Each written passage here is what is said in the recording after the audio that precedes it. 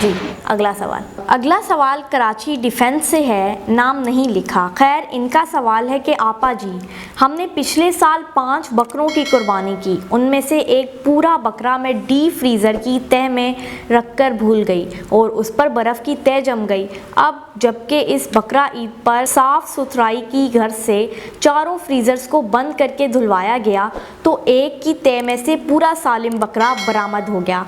आपसे पूछना ये था कि क्या ज़िबाशुदा साल पुराने बकरे को इस्तेमाल में लाना मुनासिब होगा? देखें जी, आपके लिए बासी बकरे का गोश्त मुफीद नहीं। ऐसा करें कि इस साल बकरे का गोश्त गरीबों मस्कीनों में दिल खोल कर बांटें। गरीबों को 2 मौक़ों पर ही बकरे का गोश्त नसीब होता है, एक बकरा ईद पर और दूसरा अब्दुल्ला के अकीक़े में, अगर वो भी बांटें तो। खैर, मशवरा तो मैंने आपको देना ही था। ऐसा करें कि बकरा ईद पर तमाम गोश्त की लिस्ट तैयार करें और ईद के बाद जितना गोश्त घर में इस्तेमाल होता जाए उसे लिस्ट से कट करती रहें।